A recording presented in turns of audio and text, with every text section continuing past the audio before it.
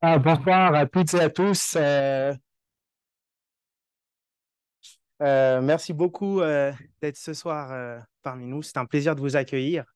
Vous êtes aussi très nombreux sur Zoom et je vous remercie particulièrement en ce premier jour de vacances scolaires genevois et de congrès européen d'oncologie. Je vais commencer par des remerciements.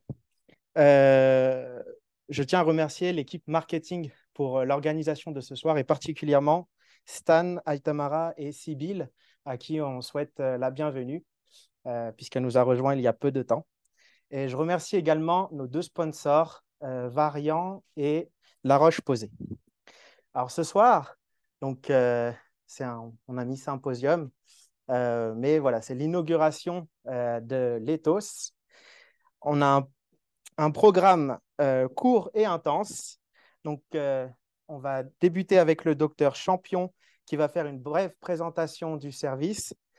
Ensuite, il y aura le professeur Toski qui va nous faire une rétrospective historique de la radiothérapie et suivi du professeur Azria qui va nous présenter, je pense comme on dit à Montpellier, le top du top en radiothérapie. Ça sera ensuite suivi donc de la visite par groupe de 10 dans le service et le cocktail, n'est-ce pas le plus important? Voilà, une petite pensée pour les personnes en Zoom.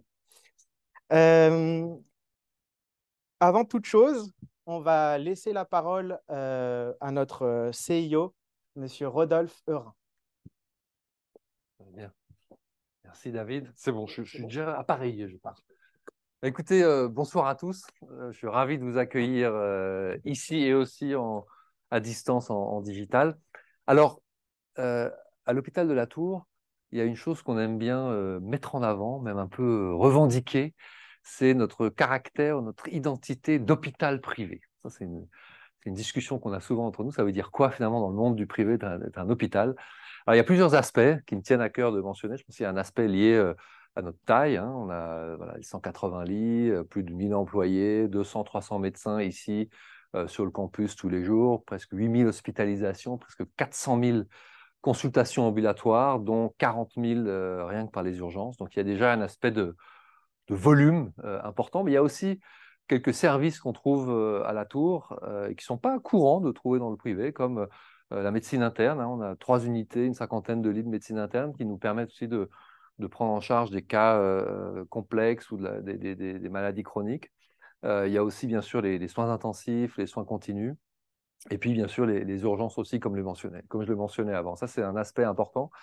Il y a aussi le fait qu'on aime bien à la Tour investir dans la recherche, chose qui me tient très à cœur aussi. Et dans l'équipe de direction, on investit, on a une équipe qui s'occupe de la recherche, dont j'ai vu quelques représentants ici présents, pour soutenir finalement tous les médecins qui veulent publier. Je pense que c'est important dans le privé aussi pour les médecins qui quittent le monde universitaire, qui arrivent dans le milieu privé, mais qui ont envie de continuer à travailler autour de projets de recherche, qu'on soit là pour les soutenir. Donc ça, c'est ces aspects voilà, qui étaient importants de mentionner pour moi, qui font l'identité un peu de cette institution depuis très longtemps. Puis, dernier aspect presque le plus important, qui est presque culturel, c'est que finalement, on a affaire ici à une équipe de professionnels et de médecins qui aiment travailler en équipe. Alors, j'aime bien le mentionner parce qu'on parle beaucoup de plus en plus de soins intégrés. Aujourd'hui, finalement, on a toujours des mots savants dans le domaine de la santé pour exprimer les choses simples. Mais les soins intégrés, finalement, c'est quoi? C'est le travail en équipe des professionnels et des médecins. Et ça, c'est quelque chose qui fonctionne extrêmement bien et qui contribue, je crois, aussi à la motivation de tous les professionnels qui choisissent de rejoindre l'équipe. Et c'est une chose que moi, en tant que directeur, ou que nous tous, en tant qu'équipe de direction, on soutient par tous les moyens, y compris aussi, je dirais, le visage ou la structure de notre infrastructure, comme ce bâtiment ici, dont la vision au départ était de rassembler, de créer une unité de lieu autour des spécialités, en particulier du mouvement, hein, pour que les orthopédistes, la physiothérapie, la radiologie, la médecine du sport soient pas loin les uns des autres. Et je peux vous dire, c'est un feedback qu'on a souvent des patients qui sont passés par la tour, qui voient en fait un peu se dérouler sous leurs yeux le travail en équipe des professionnels. Et ça, c'est un aspect qui renforce la confiance de manière très forte. Et je suis sûr que tous les professionnels que vous êtes voyez très bien ce dont je veux parler. Voilà. Donc, comme disait Dr Benzaken, on est là pour l'inauguration de notre deuxième accélérateur en radio-oncologie. C'est fantastique. Moi, je suis très heureux qu'on ait pu organiser cette soirée. Je crois que c'est l'illustration aussi que c'est important pour nous à la Tour d'investir dans les nouvelles technologies. C'est très important aussi aux yeux des propriétaires de cette institution qu'on reste au top du top, hein, et puis qu'on reste à la pointe de la technologie pour offrir ce qu'il y a de mieux à nos patients, et en particulier un sujet qui nous tient à cœur, aussi d'innovation qui a un impact sur le résultat médical et sur les outcomes médicaux. Ça, c'est un sujet dont on parle souvent. Et je crois que l'inauguration de ce nouvel accélérateur, c'est vraiment l'illustration de ça. J'aimerais aussi, bien sûr, d'abord féliciter l'équipe, parce que ça a été un projet, ça paraît simple comme ça, mais ça n'a pas été si simple que ça. Il y a une partie, c'est un gros projet hein, de construire. Il a fallu soulever des dalles en béton, ouvrir le parking, choisir la technologie. On a la chance d'avoir une équipe avec Dr Ambroise Champion, Dr David Benzaken, avec plein d'énergie et très engagé, mais aussi toute l'équipe de radio-oncologie que je salue ici, parce que on sent quand on va dans cette équipe, vous le verrez en visitant en bas, il y a une vraie énergie, une vraie motivation. Et ça, pour moi en tant que directeur, mais aussi pour nous tous en tant qu'équipe de direction, c'est fantastique de le vivre. Et puis, donc, merci et bravo pour ce travail. Et j'en profite aussi pour remercier Axel Alibert qui est là-bas et qui nous a beaucoup aidé dans l'équipe de direction pour accompagner aussi ce projet assez complexe de mise en service et de On peut développement. l'applaudir. Voilà. Voilà ce que je voulais dire. Bienvenue encore une fois à vous tous, et je serais ravi de pouvoir échanger avec l'un ou l'une ou l'autre d'entre vous tout à l'heure pendant le cocktail et pendant la visite. OK? Merci. Ah, merci beaucoup, Rodolphe. Merci. Donc maintenant, c'est le docteur Ambroise Champion qui va venir donc nous faire une brève présentation du service. Et à l'hôpital de la Tour depuis. Voilà, depuis 2019 déjà. Merci beaucoup, David. Merci à tous d'être venus. C'est un vrai plaisir de vous voir. C'est une soirée qui est importante pour nous parce que finalement, c'est vrai qu'on inaugure une seconde machine, hein, donc c'est assez rare dans les services de radiothérapie. Ça arrive souvent tous les 10 ans.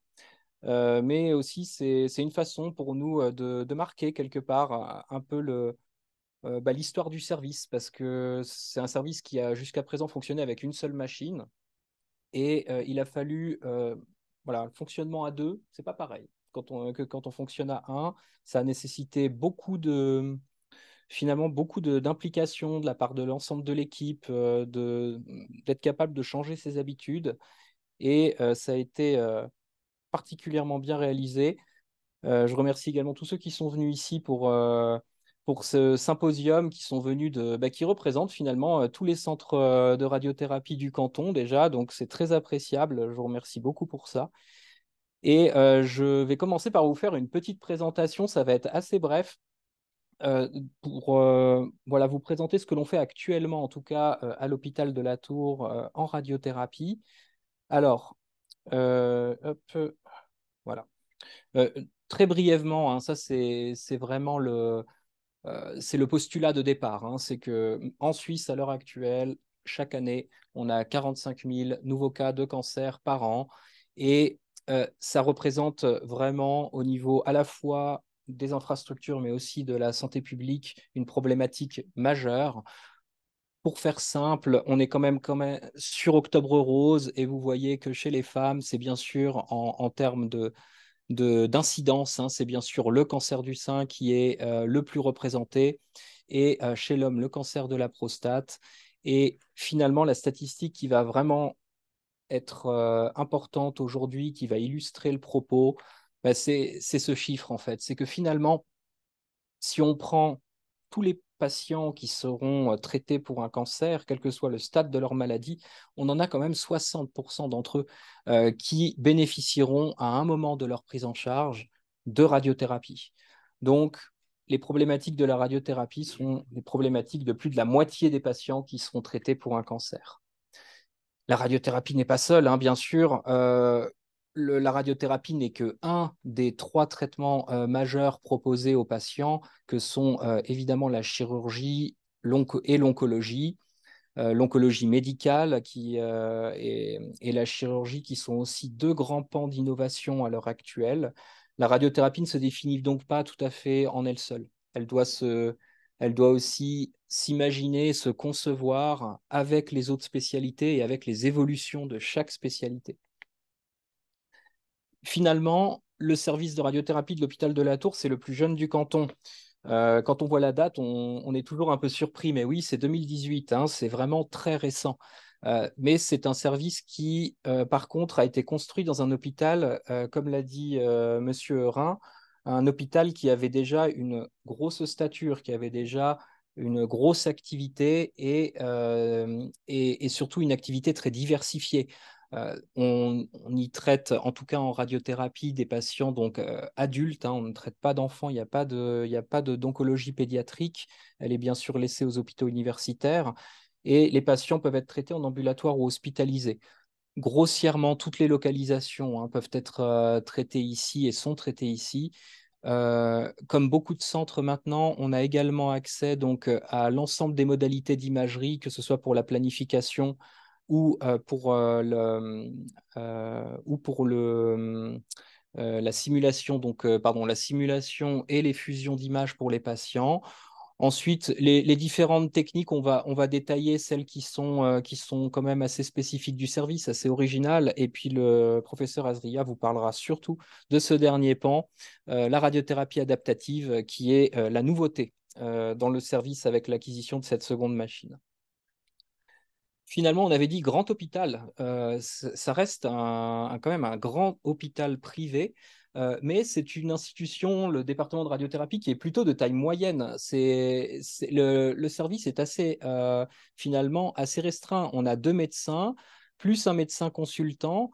On a 3 physiciens, 2 dosimétristes et 8 techniciens avec nos 2 secrétaires. Ça fait pas beaucoup de monde. Mais c'est une équipe très soudée, très compétente, de laquelle on est très fiers et qui nous permet de faire fonctionner maintenant ces 2 LINAC, donc un TrueBeam Edge et un variant Ethos. Pour ceux qui ne sont pas familiers des traitements par radiothérapie, bref rappel, les patients en fait sont vus en consultation d'abord, puis sont préparés sur une simulation ensuite. Enfin, les physiciens vont réaliser une planification des traitements, c'est-à-dire en fait à l'aide d'algorithmes, ils vont pouvoir définir quelle dose, comment les doses finalement vont être réparties en fonction des organes cibles et des organes à épargner. Ensuite, des contrôles qualité. Puis enfin, on peut démarrer les traitements et ensuite, évidemment, on fait le suivi. Donc, le premier équipement du service, c'est finalement un équipement qui est très polyvalent, très versatile, qu'on retrouve dans beaucoup de centres, qui nous permet de faire quasiment tout type de traitement. Il permet de traiter en photons et en électrons, c'est le variant Edge, avec surtout une collimation très fine, permettant une grande précision de traitement, donc des traitements de stéréotaxie de qualité optimale pour les toutes petites cibles, avec un fort débit de dose à 24 grés par minute et une grande versatilité qui est aussi permise par la table 6D robotique, donc qui peut bouger avec 6 degrés de liberté, ce qui est très intéressant pour à la fois optimiser les traitements, mais aussi pour ajuster le positionnement avant de délivrer le traitement de radiothérapie. La nouvelle machine, la voici, c'est le variant Ethos. Donc, vous voyez, elle n'a pas du tout la même architecture. C'est une machine qui ressemble presque à un scanner avec un anneau dans son architecture, qui est relativement différent de la précédente. Sa grande capacité par rapport à celle que je vous ai présentée avant, c'est la capacité de faire des traitements adaptatifs.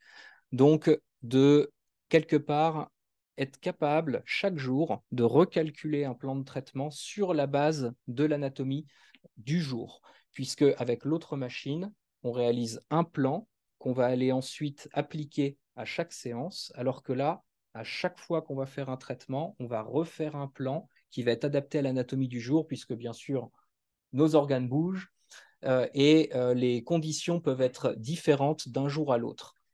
Donc, les autres petits avantages quand même qui sont permis par cette machine sont la grande rapidité avec laquelle on peut faire une imagerie de type cone beam, hein, c'est 17 secondes, c'est vraiment pas beaucoup. Le traitement, lui, est délivré également en un temps très très court.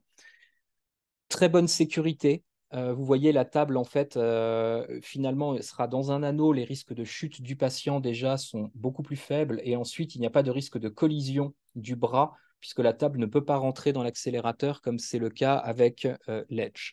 Et les contrôles qualité sont faits automatiquement. Donc, très rapidement, vous aurez une présentation bien plus intéressante par la suite sur ce sujet, mais la possibilité, c'est surtout, d'une part, d'améliorer les traitements en les adaptant à l'anatomie du jour qui est changeante. Ici, vous avez l'exemple d'un traitement prostatique, génito-urinaire. On verra ça un petit peu plus tard.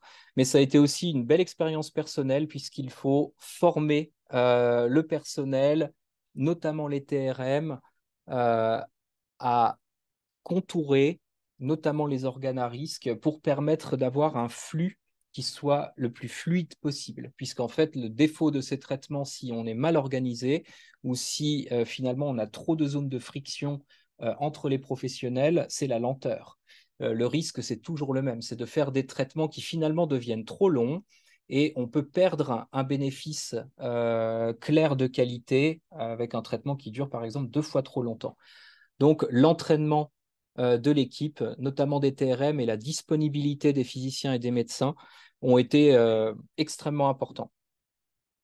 Voilà quelques images quand même pour illustrer ce que vous disait Rodolphe à l'instant.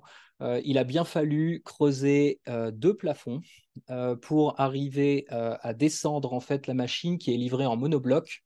Donc, vous le verrez tout à l'heure, il y a 2 parkings, 2 étages de parking au-dessus du service de radiothérapie qui est au -3, donc sous 2 parkings. Et il a fallu rentrer l'accélérateur en creusant dans les 2 parkings. Donc, il a été livré par le toit. Et ensuite, on a pu le faire rouler avec une protection sur le sol dans sa salle. C'était au milieu de cette année. Au-delà de ça, peut-être les caractéristiques de ce service jusqu'à présent, c'était plutôt un service très axé sur l'innovation, avec certaines technologies qui sont relativement peu disponibles, même à l'échelle internationale. Euh, Par exemple, la capacité de simuler par IRM.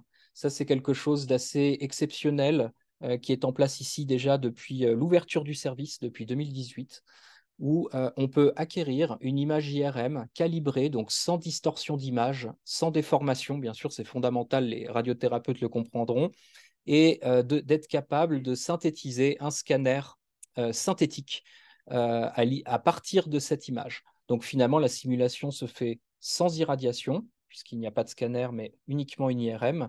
Et bien sûr, le contourage se fait sur l'IRM. Vous imaginez bien le gain de précision qu'on peut avoir grâce à cette technique.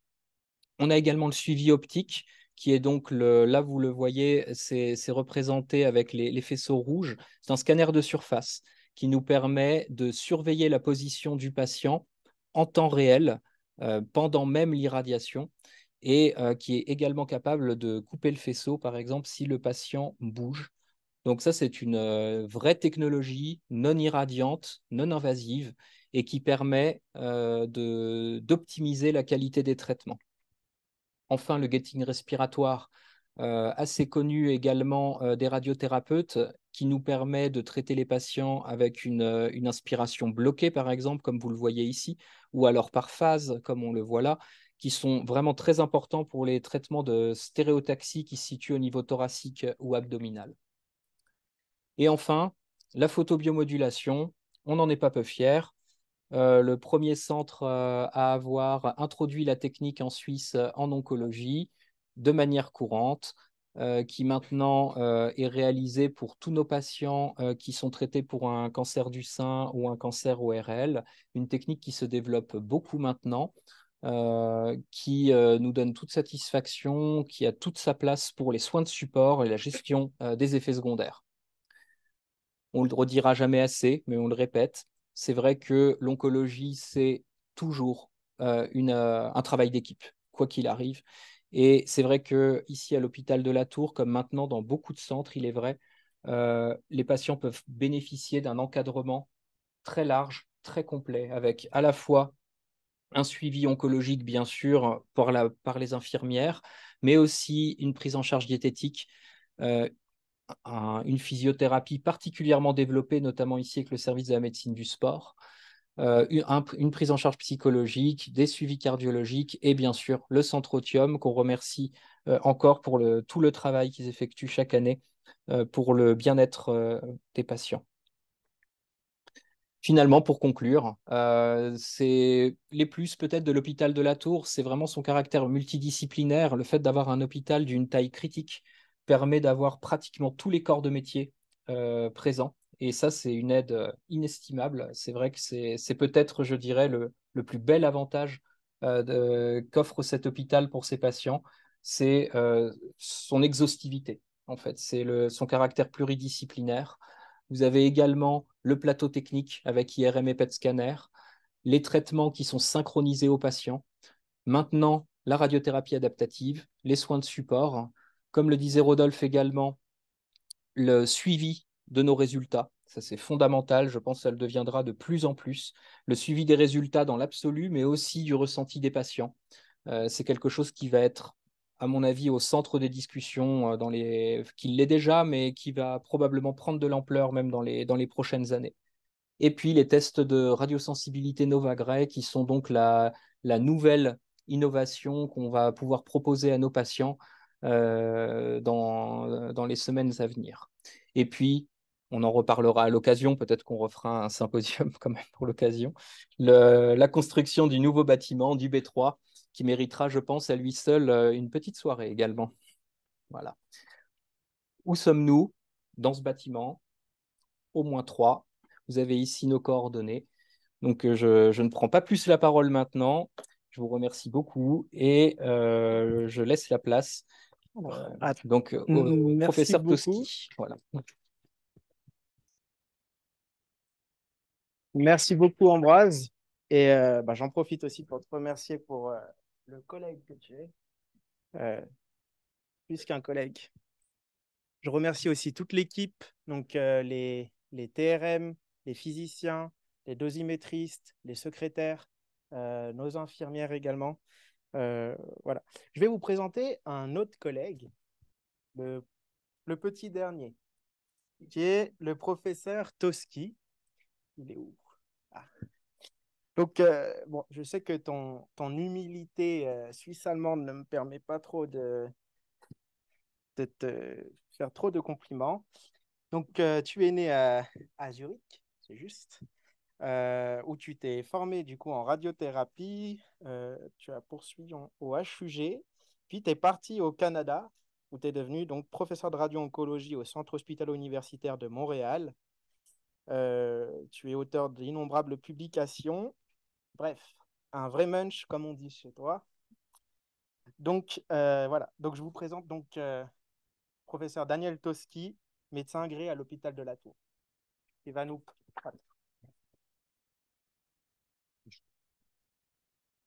Bonjour et merci, bonsoir et merci beaucoup pour l'invitation et merci Rodolphe de m'avoir invité.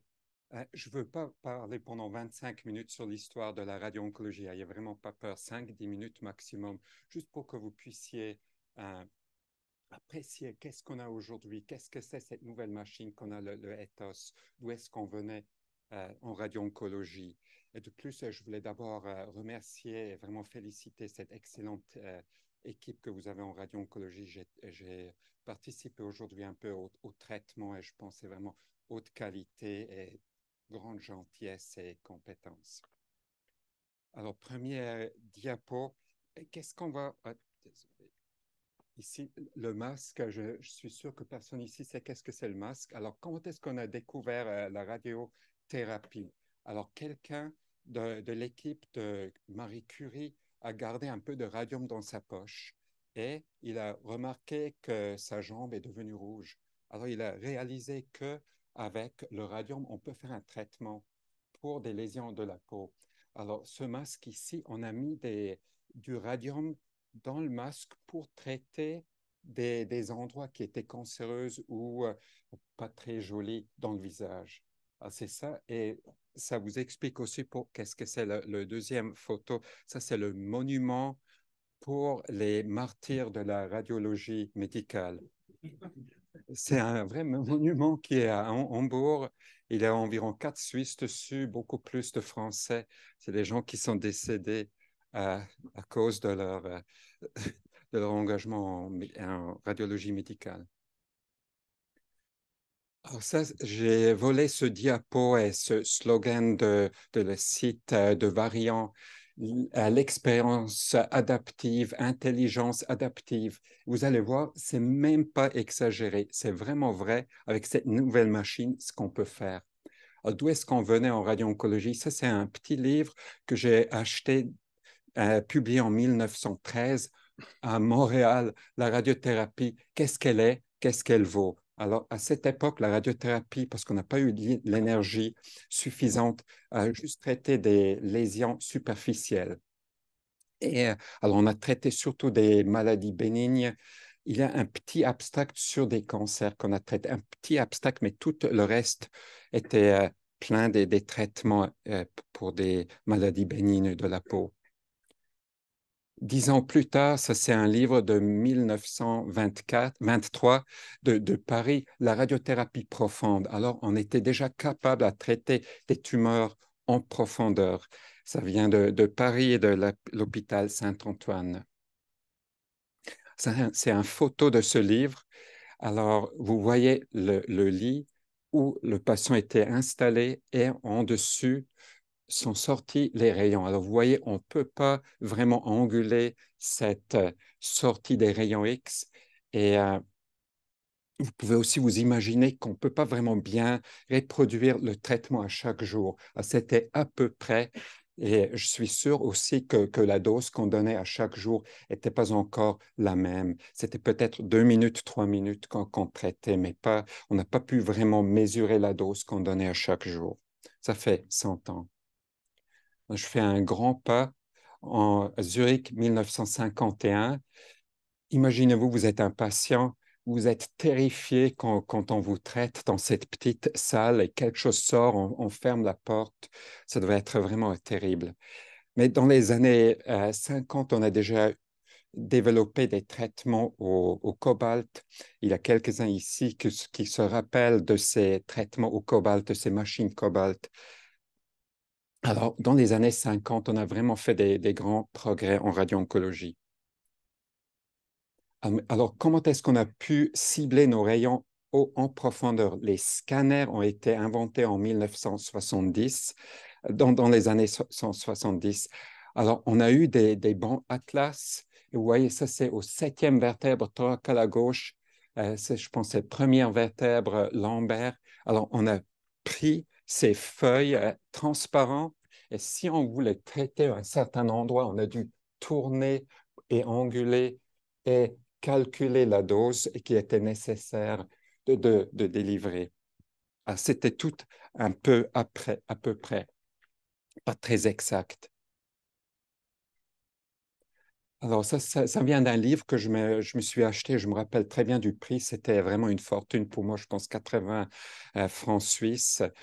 Comme médecin assistant, c'était 3-4 heures de travail au moins. Et ça, c'était la radiothérapie conforme. Ça, c'est un autre pas qu'on a fait. Alors, les rayons sont sortis de cet rectangle et on a pu conformer ces rayons avec des multilames et couper cet rectangle pour ne pas traiter trop de tissu normal.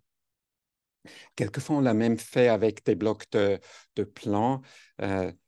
David m'a dit qu'il l'a vu dans le cave d'un hôpital, mais pour moi, il y a aussi des technos qui se rappellent des blocs de plans qu'on a pu utiliser. Et ce qui était aussi très inexact était quand on a planifié la radiothérapie, on a pu identifier un point, l'isocentre, ce que vous voyez à droite, l'isocentre, là où il fallait cibler le milieu de cet rectangle. Et on a dû traduire de ces images cet isocentre sur la peau du patient, ce qui était aussi très inexact et très prône à faire des fautes. Bon, alors dans ce livre, il a eu un petit chapitre sur la radiothérapie d'intensité modulée. Ça, c'était quelque chose qui était vraiment à la mode et qui venait. Alors, quand j'étais à Toronto il y a 22 ans, ils ont déjà traité quelques patients avec cette intensité modulée. Et comment est-ce qu'on fait? Vous voyez à droite, alors, quand les rayons X sortent, on a pu entrer dans les rayons avec ces lames et moduler l'intensité. Vous voyez ça, les différents noirs, gris, blancs. Alors, les rayons eux-mêmes dans cet rectangle sortaient en modulé, d'une intensité modulée. Et on l'a fait en step and shoot, ça veut dire un angle, traitement, un autre angle, autre traitement. Et aujourd'hui, on traite tout dans un arc. Alors, la machine tourne autour du patient et ces lames peuvent, pendant que la machine tourne, ces lames entrent dans les rayons pour les moduler. Et à l'époque, ce n'était pas possible que la machine tournait et que les lames bougeaient en même temps. Alors ça, c'était un autre grand progrès en radio-oncologie. Alors j'ai terminé un peu avec les progrès techniques. Ça, c'est un article de la radiobiologie et je suis sûr que le professeur Azria va nous parler de la radiobiologie. Pourquoi j'ai choisi cet article? Parce que vous le citez assez souvent. C'est un article de 1936 qui parle de la radiosensitivité individuelle. Et c'était Holthausen qui l'a publié. Il a pris un article de Miescher. Et Miescher était, comme vous le savez tout, vous l'avez déjà deviné, c'était un Suisse qui a découvert qu'avec une certaine dose de radiothérapie, on peut guérir un certain pourcentage de patients. Si c'est plus haut, un plus haut pourcentage. Et il a pu dédier, Holthausen, il a pu faire ces courbes ici, qu'on voit qu'il a une sensibilité individuelle à la radiothérapie. Alors, la radiobiologie nous a aussi permis d'améliorer nos traitements. Alors, qu'est-ce qui nous apporte le futur? Je laisse le mot à Dr. Azria.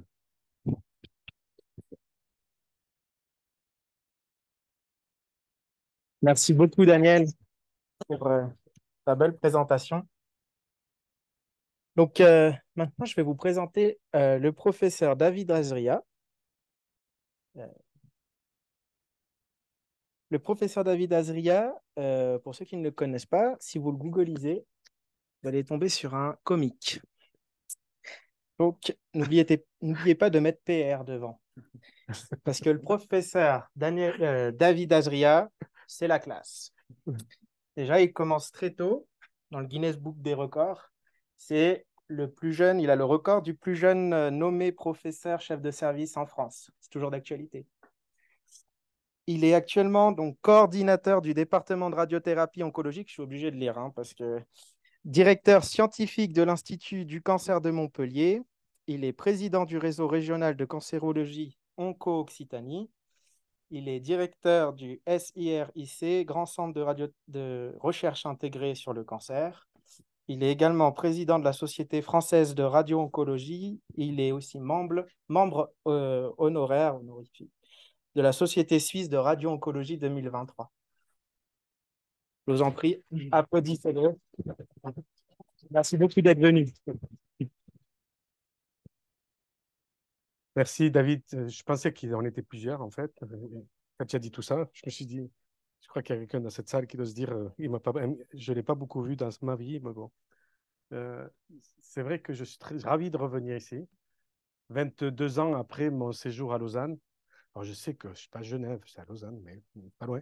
Euh, avec autant de Mirimanov, professeur Mirimanov qui m'avait accueilli et on a pu faire de très belles collaborations et des très beaux travaux Et un d'entre eux, je vais vous le présenter aujourd'hui parce que ça va être une intégration avec ce qui va se passer à la Tour très bientôt, si j'ai bien compris.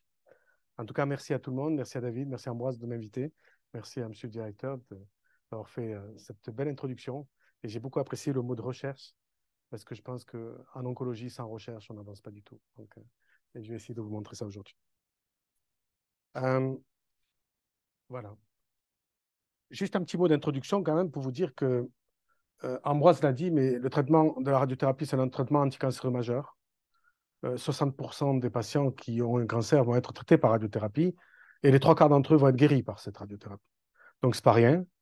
On est très intégré avec l'oncologie médicale, bien sûr, mais on se met des petites piques aussi en disant que en France, le coût total de la radiothérapie, c'est jusqu'à mi-février de l'immunothérapie. Donc, vous voyez, un coût total de radiothérapie d'une année de radiothérapie, c'est jusqu'à mi-février pour l'immunothérapie, que l'immunothérapie. Donc, bien sûr, on a l'impression qu'on investit beaucoup en radiothérapie, mais c'est très rentable pour tout le monde et beaucoup pour le patient surtout, parce qu'on entraîne des guérisons et ça, c'est quelque chose d'important. Mais on entraîne des guérisons et par rapport à ce que fait Daniel, on est très loin par rapport à ce qu'on faisait. On entraîne des guérisons sans toxicité. En tout cas, avec des toxicités qui diminuent au fur et à mesure du temps. Quand j'ai commencé la radiothérapie, enfin, j'ai eu peur quand j'ai vu les diapos, parce que je me suis dit, j'ai tout connu de ce que tu as dit, mais pas tout quand même. Ça commence à faire là. Mais, quoi qu'il en soit, on est en train de se dire, le traitement est plus efficace et mieux toléré. Et je ne vais pas vous répéter tout ce qui a été dit. Il y a l'amélioration physique, bien sûr, il y a l'amélioration biologique, on comprend mieux. Il y a la bioinformatique, il y a les physiciens. C'est toute une équipe. Globalement, quand un patient rentre en oncologie, radiothérapie, vous avez 6 professionnels de santé qui vont s'occuper de lui jusqu'à sa sortie. C'est énorme. Ça se voit très peu dans d'autres disciplines par rapport à cette multidisciplinarité. Le point important par rapport à la recherche, c'est que le développement technologique, il est plus rapide que l'évaluation des techniques. Et c'est notre grande difficulté pour la radiothérapie, c'est que on a des industriels qui arrivent avec des super bécanes, grosses machines, tu vas voir, c'est magnifique. Et le temps qu'on se dise, on va faire l'étude phase 2, phase 3 randomisée, parce que quand même, il faut faire comme en oncologie médicale, il faut comparer les choses. On commence à inclure les malades, il revient, il te dit, ah ça y est, on a changé la bécane, c'est beaucoup mieux maintenant. Et donc, ça a été ma grande difficulté de ma recherche clinique. Au moment où je commençais à inclure les malades, la bécane avait changé ou avait évolué. Et là, c'est compliqué. Le deuxième point, pour la recherche de radiothérapie, je fais une petite parenthèse sur ça parce que c'est important. Quand je suis allé une fois à l'HAS, à l'Haute Autorité de Santé, on m'a dit il faut randomiser, randomiser, randomiser, randomiser. Vous n'avez pas la preuve de ce que vous dites. Randomiser. Très bien. Vous randomisez une étude proton versus photon. On va parler du proton, l'avenir. Cette étude, vous mettez 5 ans. Il faut d'abord choisir le bon critère principal. On va tuer une tumeur avec le proton ou le photon. Bon, très bien. Déjà, si on met déjà la survie sans récidive, on va être mal. Parce que par essence, on va tuer pareil les deux. Donc, on va se dire, on va prendre la toxicité. Peut-être on va protéger mieux les tissus sains avec le proton. Surtout dans le pic de Bragg, à la sortie. Les radiothérapeutes me comprennent. Vous faites ça, et vous voyez à la sortie de cette phase 3 randomisée, vous avez construit un building de 30 millions d'euros, et l'étude est négative. Vous faites quoi? Vous allez voir le directeur, excusez-moi, je me suis trompé. On peut faire une salle de sport? Non, mais on en est là. Dans la recherche clinique de la radiothérapie, on a un gros boulet, c'est le matos à côté de nous, et on n'a pas la petite poche du petit médicament qui arrive. Bon, c'est des milliards d'investissements, je ne dis pas ça, hein, pour l'oncologie médicale, mais il y a des rebonds faciles pour eux. Ou alors c'est fini pour une poche, mais il y a d'autres médicaments. Nous, on a un building avec une grosse machine, et on a des essais qui ne sont pas positifs. Alors, à nous, pour éviter ça, à nous de trouver une bonne méthode statistique pour éviter cet écueil. Et ça va être une discussion qu'on va avoir aujourd'hui, c'est la radiothérapie adaptative. Le gros problème, c'est ça, c'est ce que je viens de vous dire, c'est l'adoption de l'évolution technologique se fait malgré un niveau de preuve faible. Et là, je veux féliciter déjà d'emblée l'hôpital de la Tour, Les centres experts prennent des risques pour développer ça. Tout le monde prend des risques. Les financiers, la sécurité sociale, les assurances, les patients, les médecins, tout le monde prend des risques lorsqu'on implémente une nouvelle technologie parce qu'on n'a pas la preuve de ce qu'on va faire. Et les malades, si on ne va pas dans une approche recherche clinique, les malades, il faut être très clair avec eux lorsqu'on implémente une nouvelle technologie. Finalement, est-ce que la biologie va nous aider? C'est un peu ce que je vais essayer de vous intégrer aujourd'hui. La radiosensibilité des tissus sains et des tumeurs est de mieux en mieux maîtrisée. Et on commence à comprendre peut-être la différence de réponse entre une personne et une autre ou une tumeur et une autre. Voilà un peu le cadre général. Vous voyez que ce n'est pas évident, la recherche. Alors, il faut la faire. Je ne vous parle pas d'aller regarder 10 dossiers en rétrospectif et de vous dire, regardez comme c'est beau ce que j'ai fait. Hein. Ça, c'est facile, tout le monde sait le faire. C'est avancer prospectivement et comparer les choses. Alors, juste un mot pour vous dire d'où je viens, avant d'aller dans le détail. C'est la faculté de médecine de Montpellier-Nîmes. Pourquoi je vous la montre? Parce que c'est top du top, c'est ça que tu as dit. C'est pas ça, c'est qu'on est la plus vieille faculté de médecine au monde en activité, construite en 1220, avec un deuxième site en 2018, qui est le plus moderne maintenant du monde. Donc, on a les deux extrêmes. On a les deux extrêmes, on a l'écart type idéal. Et je vous le montre parce qu'il y a également le site nîmois. Et donc, on a Montpellier-Nîmes, à 60 km, vous avez Nîmes, et on a une faculté qui comprend les deux. Et je ne fais pas ça pour frimer, c'est juste pour vous inviter à venir parce que c'est très beau. Voilà. Le deuxième point, cette fédération que nous avons créée de radiothérapie à Montpellier, à Nîmes, qu'est-ce que c'est? Le service de Montpellier, David et Ambroise l'ont vu, et le site de Nîmes. On l'a réussi à fédérer l'ensemble. Et voilà, monsieur le directeur, je ne vais pas vous faire des sueurs. Je vous le souhaite, l'avenir.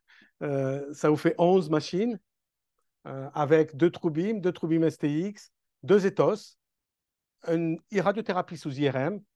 Alors là, ce n'est pas 2 niveaux de parking qu'il va falloir creuser. C'est aller très loin jusqu'au noyau terrestre parce qu'il faut éviter les éléments ferreux. Un intrabeam péropératoire et le site de Nîmes où vous avez l'Edge, vous avez l'altion et l'altion, 2 altions. Donc, 3 scanners pour l'ensemble du parcours et 4100 patients par an traités avec en radiothérapie externe, 75% de modulation d'intensité, et 20% de stéréotaxie, 300 patients en curithérapie par an et 100 patients en radiothérapie péropératoire. On est arrivé à un plateau de développement, même si la population vieillit de plus en plus sur le bord de la Méditerranée, on est quand même dans une phase de plateau un peu croissante, mais très faible.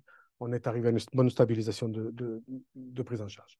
Alors, par rapport à tout ce que vous voyez là, ça ne s'est pas fait en une seconde. Et ça rejoint ce qu'a dit Daniel juste avant. J'ai commencé la radiothérapie, j'ai commencé avec ça. Et on était là et on mettait les plombs et on cachait. Et on mettait le malade sous l'appareil. J'étais interne, on m'appelait sous l'appareil. Je ne connaissais ni le patient, ni Nathan, ni Ève. On me disait, c'est un patient de professeur Dubois, viens vite, il faut que tu mettes un cache. Bon, très bien. Ou viens mettre les faisceaux électrons postérieurs. Ceux qui ont vécu ça me comprennent. Et donc, on faisait au mieux. J'espère pas tuer beaucoup de monde, mais on a beaucoup guéri de monde quand même. Ça, c'est clair.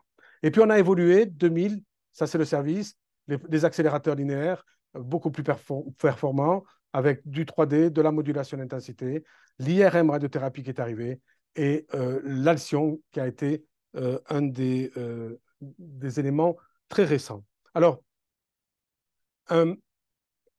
l'ancien chef patron de l'IRM, un jour aux États-Unis, il me dit « Tomotherapy is dead ». Je dis « Pourquoi tomothérapie dead ?» Qu'est-ce que tu me racontes? Il me dit « Variant va tuer la tomothérapie. Il a fait le Nuggets. » Et il appelait ça le Nuggets. Alors tu me disais, ça ressemble à un scanner, mais il appelait ça le Nuggets. Le Nuggets is excellent. Tomotherapy is dead. David, listen to me. OK. Et donc, il n'a pas eu trop tort. Parce que finalement, quand on voit la qualité de l'image, alors j'espère que certains ne sont pas très amoureux de tomothérapie, j'y suis pour rien, mais la qualité de l'image de tomothérapie et de ce qui va se passer avec ce que vous allez voir là, c'est honnêtement diamétralement opposé. et vous ne retournez jamais vers une tomothérapie quand vous avez travaillé sur une imagerie comme ça. C'est clair. Quand je suis allé installer l'IMRT en Martinique à l'époque, ils avaient une tomothérapie. Ils nous ont appelés pour installer une machine qui était un TrueBeam. Hein. Le lendemain qu'on ait fini d'installer, ils ont basculé tous les malades sur le TrueBeam parce qu'on ne voyait rien. Moi, je n'avais jamais vu les images en tomothérapie. Et je disais, mais ce n'est pas possible, comment vous pouvez travailler comme ça? Et en fait, on s'aperçoit qu'il y a des systèmes d'imagerie qui sont hyper performants et d'autres qui ne sont pas bons. Alors, ça s'améliore, bien sûr. J'ai rien contre tomothérapie. Au contraire, c'est que je pousse à dire la radiothérapie a été révolutionnée par l'image. C'est l'image qui a conditionné notre développement de la radiothérapie. Là, on faisait ce qu'on pouvait, et là, on fait ce qu'on voit, tout simplement. C'est pas pareil. Voilà. Alors, David m'a dit un jour, est-ce que tu veux pas venir, on va acheter un ethos. Je lui ai dit, fais pas ça. Il me dit, non, mais ça y est, j'ai acheté l'ethos. Je fais, pourquoi tu as fait ça? Et pourquoi je dis ça? Alors, je ne sais pas s'il y a quelqu'un de variant dans la salle, mais j'en ai deux, hein, ne vous inquiétez pas. Pourquoi je dis ça? Parce que ethos, ça a été très complexe. Je ne vous le cache pas. Il y a eu un premier ethos au monde à Herlev, Danemark. On ne savait même pas que cette ville existait. Et Varian m'a dit, il faut absolument, désolé pour online, mais il faut absolument que tu appelles Herlev. Ils ont fait déjà le premier ethos et on a été le deuxième au monde. Et donc, on a installé l'ethos et on a commencé à faire les travaux avec l'ethos. Et j'ai eu la grande chance, et je le dis très honnêtement, d'avoir une équipe de physique extraordinaire. Ils se sont arrachés les cheveux comme vous ne pouvez pas imaginer. Les gens de Varian, au départ, n'arrivaient même pas à nous répondre quand on avait la mise en place. Donc, c'est le Club Med maintenant pour vous. Mais là, je peux vous jurer que l'ethos a été très compliqué. Pourquoi? Parce que ça n'a pas été volontaire de nous embêter. C'est que nous, on avait un circuit, un workflow qui était complètement intégré. On avait un service avec des twin machines. On n'avait que des machines jumelles et tout était parfaitement intégré avec un système Eclipse qu'on connaît. Et on a mis au milieu d'un service une machine qui était complètement cryptique et qui ne travaillait pas du tout avec les autres. Waouh! Et là, pour une dosimétrie, il fallait le faire sur ce logiciel. Pour un truc, il fallait le faire sur ce autre truc. Si tu veux le lire avec une autre machine, tu ne peux pas. Si tu veux comparer avec quelque chose, tu ne peux pas. Il faut refaire toute la dosimétrie sur l'ancien système. Enfin, je ne vous dis pas, quand vous avez 4000 malades par an, j'ai eu quelques soucis au staff avec plusieurs personnes de mon service en disant qu'est-ce que tu nous as fait là. C'était un peu la folie. Mais on y est arrivé et on a commencé, on a installé Ethos en décembre. Et alors, je râle, mais quand même, ils ont été extraordinaires. Hein. 19 janvier, premier malade. Et j'ai fait, on le fait en adaptatif. Ils m'ont dit, non, mais t'es fou. Et donc, j'ai dit, bah, attendez, on va appeler Arlev. Ça faisait 4 mois qu'ils avaient, eux. Ils avaient 4 mois d'avance. Ils avaient fait une communiqué international en disant, on a fait le premier malade adaptatif sur une métastase osseuse. J'ai dit, mais on ne va pas adapter une métastase osseuse, ça ne bouge pas, ça. C'est quoi ce truc? Donc, j'appelle, on fait visio avec Arlev. Je vous raconte ma vie un peu quand même, et tout ce qu'on a vécu. Et visio avec Arlev. Et au bout de 2 minutes, je leur dis, bon alors, comment s'est passé l'adaptatif de votre premier malade? Ah, mais on ne fait pas d'adaptatif, nous. Et je dis, mais vous venez de publier que vous faites adapter. Non, mais ça, c'était business. Mais ils n'avaient pas fait d'adaptatif parce qu'ils n'y arrivaient pas non plus. Voilà. Donc, je rassure monsieur le directeur, ça marche très bien maintenant, mais je peux vous dire que parfois, quand vous avez dit que c'était difficile d'installer quelque chose, parfois c'est très compliqué. Et il faut la bonne volonté de tout le monde. Vous avez le deuxième qu'on avait Alcyon et on l'a transformé lui directement en Ethos pour avoir cette vision de machine jumelle dans ce service et donc 2 Ethos. Et on a fait le premier malade en adaptatif le 8 mars 2021. Je continue dans la difficulté. Sur les 2 Ethos, 4000 malades. Et là, on a 70 patients traités par jour et on n'en a que 3 en adaptatif. Ce n'est pas parce que ça ne marche pas maintenant. Hein. Vous oubliez tout ce que je viens de dire, ça marche très bien. Mais la grande difficulté, et on va le revoir, c'est les ressources qu'il faut pour cette technique. Au 1er septembre 2023, il n'y a pas longtemps, on était à 49 malades traités en adaptatif, vous voyez, et 1200 séances de traitement. Alors, la tour a commencé, 6 malades. Vous allez nous exploser là, dans le tarif, là. Mais on va voir ce qui s'est passé. Alors, juste un mot pour ceux qui ont envie de... Je ne sais pas si ça marche, pour qui ont envie de comprendre un peu. Ça, c'était le Nuggets avant, et ça, c'est le Nuggets maintenant. J'appelle ça le Nuggets, très bien. Et c'est le même, hein, mais il y a quelque chose de plus là-dedans, c'est l'intelligence artificielle. Alors, tout le monde adore ce mot, l'intelligence artificielle. Azria, il a mis l'intelligence artificielle. Non, c'est l'intelligence humaine augmentée, en fait. Hein. D'accord? Vous allez voir qu'il n'y a rien d'artificiel du tout. Hein. Et deuxième point, c'est, on appelle ça les influenceurs. Alors ça, j'ai toujours aimé ce mot. Tu es avec un malade sur la table et tu as quelqu'un qui t'influence. Voilà. Et il te dit, tu vas faire ça. Mais vous allez voir que pas du tout. Hein. On change beaucoup de choses. Je suis en train de vous faire un quatrième recrutement. Là, hein.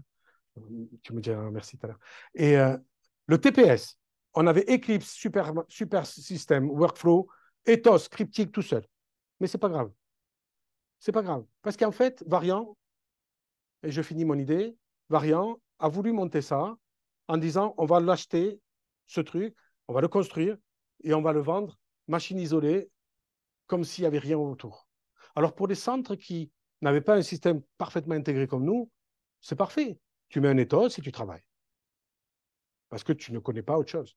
Mais pour les centres qui avaient un gros parc intégré, ça a été très difficile. Voilà. Ils ont voulu monter un truc un peu unique, mais globalement, maintenant, toutes les évolutions d'ethos vont vers l'intégration avec notre système.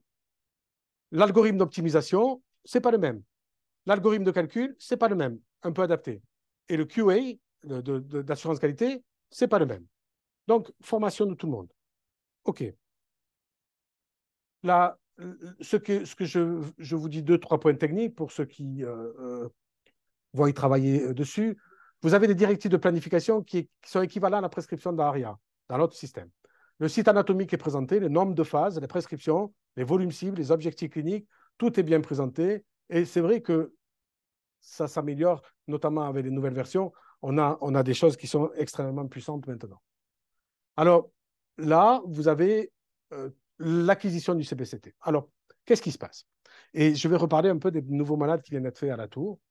Le malade est sur la table et vous faites une acquisition de scanner reconstruit, le CBCT, et vous voyez où vous êtes. Très bien. Vous voyez votre positionnement.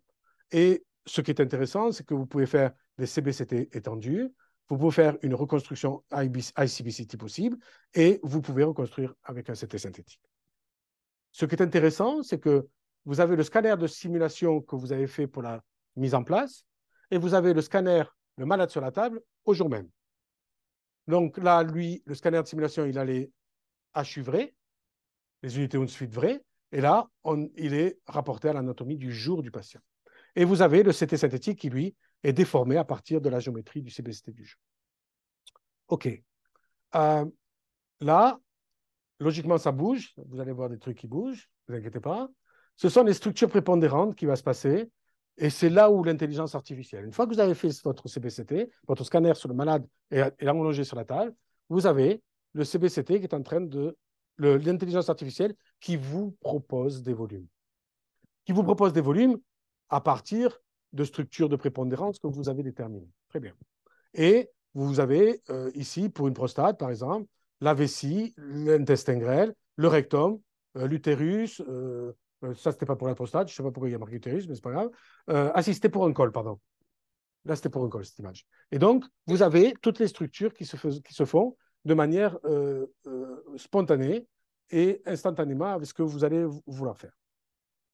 Première grande surprise de l'éthos.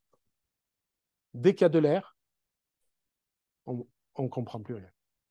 Pas nous, le système. L'intelligence artificielle n'aime pas l'air.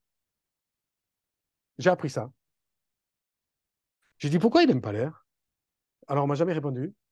Mais en fait, il n'arrive pas à reconnaître la différence de structure entre l'air et le non-existant, on m'a dit. Wow. Et c'est quoi le non-existant? C'est quelque chose qui n'existe pas, on m'a dit. D'accord.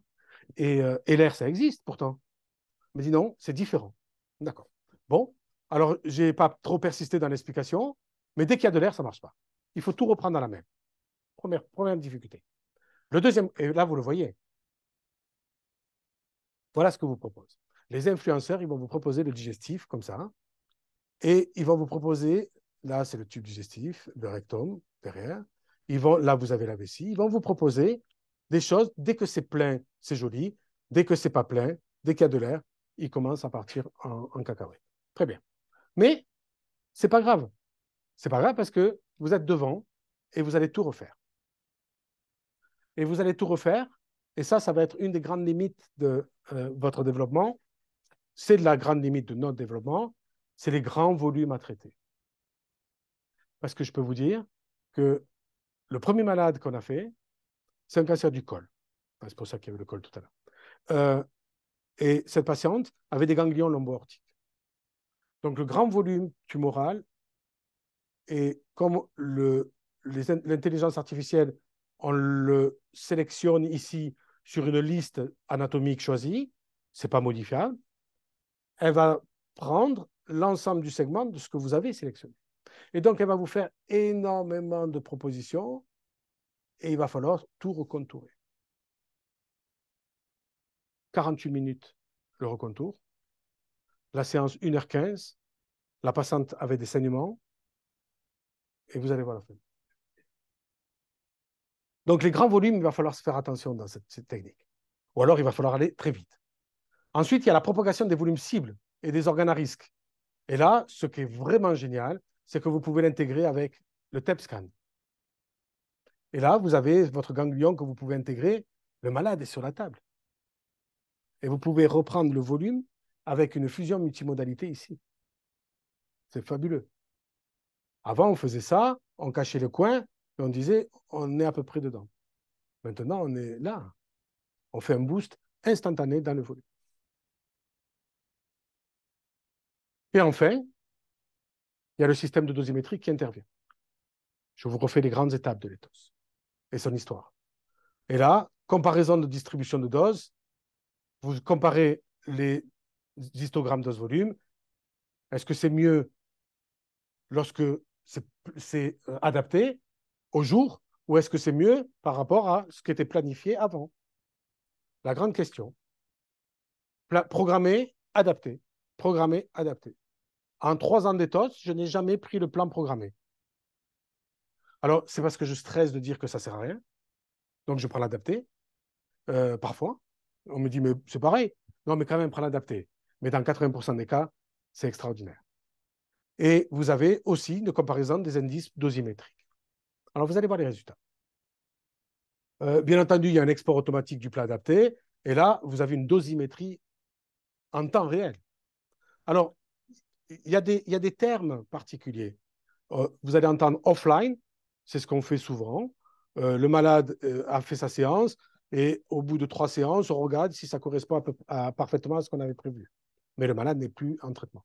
Online, le malade est sur la table, on fait le CBCT avant de commencer, mais on ne adapte pas. C'est online. Et à temps réel, où là, il est sur la table et on adapte tout. Donc, c'est les 3 mots qui sont un peu différents. Ensuite, vous avez, bien entendu, une dosimétrie qui est adaptée et vous avez le physicien avec nous pendant le traitement. Donc, les 2 conditions pour réussir Ethos, les 3 conditions, c'est manipulateur hyper fort, entraîné, physicien en place, médecin en place. Donc, ressources humaines incomparables par rapport à l'autre technique. Vous faites un Alcyon, 71 secondes le traitement de la prostate, vous faites juste le CBCT, et puis voilà, ça y va. Vous faites 70 malades.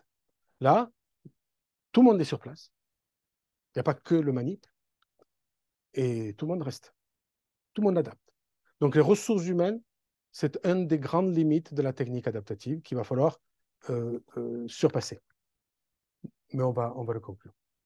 Le gros problème, c'est qu'à la fin de ce que vous avez fait, vous avez tout comparé vous dites, ça y est, c'est super, on prend l'adapté, c'est beaucoup plus joli, vous avez une couverture meilleure, et vous faites le CBCT avant de faire la séance. Donc, vous refaites un CBCT pour contrôler. Et là, tout a changé. Ça faisait 35 minutes que vous avez tout refait, tout est magnifique. Vous faites le CBCT et vous avez un décalage de 2 cm. Vous avez une vessie, vous ne savez pas ce qui s'est passé. Vous avez un gaz qui est redescendu dans la zone de traitement. Et là, c'est un gros problème de ethos. Il faut tout refaire.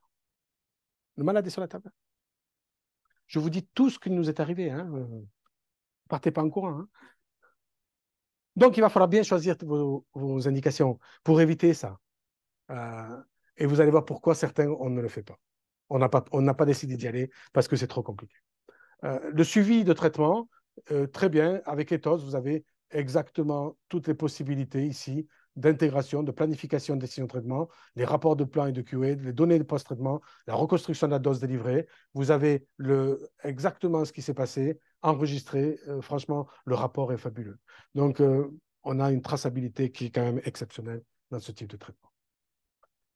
Vous avez une possibilité de voir les doses délivrées en fonction des séances. Et vous voyez qu'au début, la délivrance de doses est plus hétérogène qu'au fur et à mesure que le traitement avance. On s'améliore pour un même patient avec une délivrance de dose qui est beaucoup plus stable. Et vous avez une modification du volume de la structure ici, qui même dans les grands pics d'hétérogénéité du volume, notamment de la vessie ici, vous avez une dose qui est parfaite de couverture. Donc, vous vous améliorez vous-même pour un même malade. Je redis, physicien, mère, oncologue, radiothérapeute, créneau 3 heures par jour, 40 minutes par séance. Donc ça, il faut l'intégrer. Et monsieur le directeur, excusez-moi, je ne vous focalise pas sur vous, mais il a fallu que je l'explique ça. David, comment tu peux... première réunion, on était à 25 malades, tu en as passé 4, quoi. Qu'est-ce qui se passe? Voilà. Voilà la difficulté de ces techniques, en fait. Hein. Il faut juste l'intégrer. Alors, la phase d'apprentissage, elle est importante. La reprise du contour digestif, je le répète, c'est vraiment l'écueil pour le moment, mais ça va s'améliorer, j'espère, avec une nouvelle version. Et l'équipe médicale et physique différente chaque jour. C'est ça la difficulté aussi, c'est qu'on a fait un tableau d'astreinte. Alors, dans le service, on a un tableau d'astreinte pour ouvrir le service. On a un tableau d'astreinte pour fermer le service. On a un tableau d'astreinte pour aller à l'IRM radiothérapie.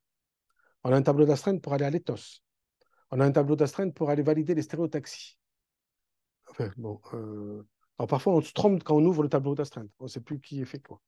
Donc, vous imaginez la difficulté de gestion des ressources humaines dans ces techniques qu'il va falloir surmonter. Quoi qu'il en soit, honnêtement, on s'aperçoit que pour un même patient, souvent, vous avez une pente, vous avez un temps qui diminue au fur et à mesure de son traitement. Et globalement, on peut aller de 18 minutes à 45 minutes ou 50 minutes, notamment dans les grands sarcomes rétropéritonéaux, parce que là, on va prendre des choses avec du digestif où il va falloir contourner.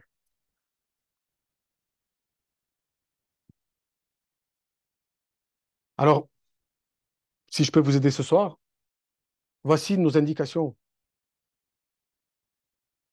72% de nos malades, c'est la vessie. Traitement conservateur de vessie. Alors, je ne sais pas s'il y a des urologues ici. On n'est pas là pour éviter les cystectomies, même que. On a un grand programme de traitement conservateur des cancers urothéliaux de vessie, infiltrants, bien sûr. Pas que. Il y a les PT1G3 également. Mais 72% des vessies, pourquoi on a pris cette indication? Parce que si vous commencez à faire une vessie avec l'ethos, vous ne refaites plus de vessie avec aucun autre appareil. C'est l'adaptatif fabuleux. Vous voyez un mouvement de vessie, vous le suivez, vous le traitez, vous êtes parfaitement adapté. C'est vraiment une très bonne indication. Les sarcomes rétropéritonéaux, c'est une très bonne indication, mais c'est un peu plus long et vous savez que vous aurez à adapter le digestif. Mais ça ne bouge pas beaucoup, donc c'est une très bonne indication. La prostate, alors j'ai entendu la prostate tout à l'heure. La prostate elle-même, seule, je pense que c'est une bonne indication à condition qu'il n'y ait pas au premier CBCT un gros gaz en partie supérieure du rectum. Non, mais je ne rigole pas. Pourquoi? Parce que vous aurez tout fini et le gaz sera descendu et il va tout vous modifier. C'est pour ça qu'on a commencé aussi par la loge prostatique et on a arrêté à bout de 4% des malades. Donc, ça ne fait pas beaucoup, hein. 2 malades. Cauchemar. La loge, et puis il y a le protocole sport maintenant, où on fait de la loge plus pelvis, vous avez un gros volume ganglionnaire, vous avez du digestif adapté, vous avez trop de gaz derrière pour continuer à faire la loge. C'est très compliqué. Voilà. Donc faites attention dans vos indications au départ. Enfin, peut-être que ça marchera mieux pour vous, mais appelez-moi si je prends votre façon de faire. Mais pour nous, dès qu'il y a eu des modifications potentielles entre le premier et le deuxième CPCT, on a arrêté l'indication parce qu'on n'avait pas assez de temps, de ressources humaines pour le faire. Je ne dis pas qu'on ne peut pas le faire, mais il faut derrière assumer les autres malades, quoi. Voilà. Et qu'on en a 70 sur la machine par jour, ce n'est pas évident de décaler encore une demi-heure un malade. Voilà. Mais nous, on a un peu abandonné cette façon de faire ici. On s'est concentré sur des choses, vessie, petit volume, mini pelvis, ça va très vite et ça marche très bien. Prostate seul, pas pelvis, ça marche super bien. Mais surtout, évacuer le gaz, si vous voyez, au premier CPCT avant de commencer les contos. C'est un petit conseil. Sarcome rétropéritonéo, c'est une très bonne indication. Et la chose la plus intéressante pour moi de cette technique, c'est les cols. Avec une facilité d'adapter et de voir les choses avec la technique, c'est extrêmement satisfaisant. Mais c'est un cauchemar, les contours ganglionnaires et les reprises digestives. Voilà. Donc, il faut qu'on arrive à trouver le bon équilibre pour avancer. On a le premier papier des... Alors quand même, ils n'ont pas fait, mais ils ont publié. Ils ont publié leurs 16 premiers malades avec vessie. Comme par hasard, ils ont pris la vessie aussi. Et vous voyez qu'on est allé à une réduction du volume traité de quasiment 34%. C'est énorme. Et vous avez une protection des tissus sains qui est importante. Et ils viennent de le montrer dans le vert. Très bien. Nous avons un nombre de malades satisfaisant à Montpellier. On a sélectionné 12 faisceaux pour la vessie. Et regardez les marges. Et maintenant, autour de la vessie, on n'est plus qu'à 8 mm. On est encore descendu.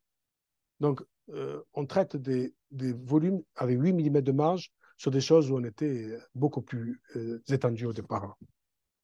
Et donc, vous avez un des exemples. Vous avez le plan programmé. Je vous rappelle, scanner préparé. On fait l'image du jour, on regarde et on voit que la couverture de ce qu'on veut traiter n'est pas bonne. N'est pas du tout bonne. On avait des trous qu'on n'avait pas. On faisait comme ça avant. Et dès que vous l'adaptez, vous couvrez magnifiquement les volumes que vous voulez traiter. Et là, on s'est aperçu d'une chose, c'est qu'on couvre mieux, bien sûr, mais on délivre plus au tube digestif. On n'a pas trouvé comme les Danois. Et maintenant les Suédois. Pourquoi? Parce qu'en fait, on s'est aperçu que, étant donné qu'on couvre mieux qu'on couvre mieux le volume à traiter, on a un peu plus de couverture des tissus sains également. Donc, on a un peu plus de dose sur le digestif par rapport à ce qu'on avait fait ou ce qu'on avait prévu en programmé. Mais c'est un choix qu'il faut qu'on prenne. Est-ce qu'on veut continuer à couvrir bien mieux la tumeur, sachant qu'en augmentant cette couverture, on va augmenter la dose au tissu sain. Mais c'est toujours mieux que le plan initial. Toujours mieux que le plan initial. Donc, l'adapté peut faire un peu moins bien en couverture, en protection du tissu sain que le programmé, mais c'est toujours mieux que le plan initial. D'accord? Et là, vous avez un autre exemple. Voilà, vous voyez ces lésions. Couverture extraordinaire. En gynécologie, programmé, adapté. Bon, il n'y a pas photo, hein. Programmé, adapté. C'est toujours mieux. Et vous avez, parfois, par rapport à ce que je viens de dire, une meilleure protection des tissus sains en fonction de la localisation que vous allez utiliser. Un point important, 6 patients, prostate et loge prostatique, qu'est-ce qu'ils ont montré ici? Que, je vous l'ai mis pour vous parce que vous aimez bien cette indication. Quoi qu'on dise, ici, vous avez le PTV adapté qui est toujours mieux couvert. Donc, c'est une bonne indication. Hein. Mais faites attention, ne prenez pas des grands volumes au départ, parce que parfois, vous pouvez être embêté avec ces couvertures, notamment les protections des tubes digestifs. Alors, ça, c'est l'overview de cette technique. Je vous ai donné nos souffrances, notre plaisir. Globalement, maintenant, on est en 2023, ça se passe super bien. Et qu'est-ce que nous avons obtenu? Nous avons obtenu que l'autorité de sûreté nucléaire va soutenir la Société française de radiothérapie en créant un recueil national sur l'adaptatif. On ne veut pas faire comme le Proton. On veut d'emblée faire un recueil national en donnant notre expérience prospectivement de tout ce qui va se passer sur l'adaptatif. Et là, je mets la clinique de la Tour, ou l'hôpital de la Tour est la bienvenue. Si vous voulez rentrer vos malades dans ce registre national français, c'est le moment parce qu'on n'a pas encore ouvert et on pourra en rediscuter si ça vous intéresse. C'est un très bon axe de recherche et de retour d'expérience par rapport à tous les centres. Alors, ce qui est important, c'est que vous aurez dedans les techniques par IRM adaptatif et les techniques par CBCT, par scanographie avec les TOS. Donc, on aura une grosse expérience et peut-être que dans 10 ans, 15 ans, on ira en congrès et on ira présenter nos 3000 malades adaptatifs français, franco-suisses, je ne sais pas comment on dira, mais ça sera un très bon retour d'expérience. Vous avez ici les TOS et l'IRM, juste pour vous dire que les points positifs de l'ETOS, c'est clairement l'imagerie 3D CBCT, c'est la polyvalence de la machine. Et ça, c'est un des points forts. Vous faites un traitement toute la journée et vous avez une séquence d'adaptatifs pour des malades que vous allez sélectionner, 2 heures, 3 heures dans la journée. Ça, c'est super. Et vous avez une qualité dosimétrique des plans qui est excellente. Il n'y a pas de gating. On ne suit pas le mouvement de la tumeur ou de l'organe pendant le traitement. C'est ce que l'on fait avec l'IRM. Alors, je ne vous cache pas la difficulté actuellement de l'IRM avec la faillite de Vioré. On n'en parle pas ce soir. Parce qu'il y a 2 choses qui m'énervent en ce moment. C'est la défaite de la France contre l'Afrique du Sud et ça. Je n'aurais pas fait un topo en Afrique du Sud aujourd'hui, je peux vous dire. Je ne suis pas encore redescendu. Mais bon, notamment contre l'arbitre. Enfin bon. Les ressources humaines, c'est le même problème. Donc en fait, si vous avez un jour envie de faire une IRM radiothérapie, probablement pas cette marque, n'existera plus, mais une autre, vous aurez besoin de ressources humaines différentes et donc vous aurez besoin d'autres ressources humaines dédiées à ces techniques. Alors, avant de finir sur la biologie, de voir l'intégration, clairement, attention aux ressources requises. Je le répète, j'insiste, parce que les ressources humaines sont importantes. L'ETOS, c'est un système avec un potentiel majeur certain. Il est polyvalent. Il peut vous faire toute une journée, tous les traitements possibles, sauf stéréotaxique, sauf gating, mais avec de l'adaptatif à un moment donné. Il faut qu'on montre le bénéfice clinique. Nous n'avons pas encore le bénéfice clinique démontré avec l'adaptatif. Et c'est à nous à le montrer très précocement dans la mise en œuvre de ce traitement. Et bien entendu, et je sais que vous allez le faire, il y a une présélection des patients qui est primordiale et il faudra un staff pour cela. Dans la présélection des malades, est-ce que la biologie va nous aider? Et c'est ça que j'ai développé à Montpellier. Nous avons sélectionné, en plus des critères anatomiques que je vous ai présentés tout à l'heure, les patients hypersensibles. Ceux qui, individuellement, ont une radiosensibilité supérieure à un autre. C'est un des critères de sélection pour moi. Alors, pour ceux qui ne connaissent pas, développé à PSI, à Willingen, on est en Suisse, avec Nigel Crompton, Mahmoud Hossain, qui est professeur à Lausanne, au CHUV, et qui a fait son PhD avec Nigel Crompton au PSI à l'époque, et qui a fait le premier papier en montrant que les lymphocytes, prise de sang, lymphocytes, étaient le meilleur critère de choix par rapport à toutes les cellules sanguines pour dire que quelqu'un allait être peut-être plus radiosensible en termes d'effets secondaires qu'un autre. Très bien. Gros pavé dans la mare. Personne ne l'a cru. 1996, 1997, personne ne l'a cru. Arrivé, moi, 99-2000, étude prospective en cours à Lausanne, Mahmoud me dit, écoute David, je suis tout seul, tu ne veux pas m'aider à faire un truc? Je suis en train de voir si les malades sont radiosensibles. Je dis, qu'est-ce que tu fais, toi? Et je me dis, oui, il me dit, tu une prise de sang, tu prends des lymphocytes, tu n'as pas vu mon papier, personne ne me croit, il faut qu'on dise que c'est vrai. Bah, oui, bah, je veux bien, mais il faut d'abord qu'on le montre. Bon, très bien.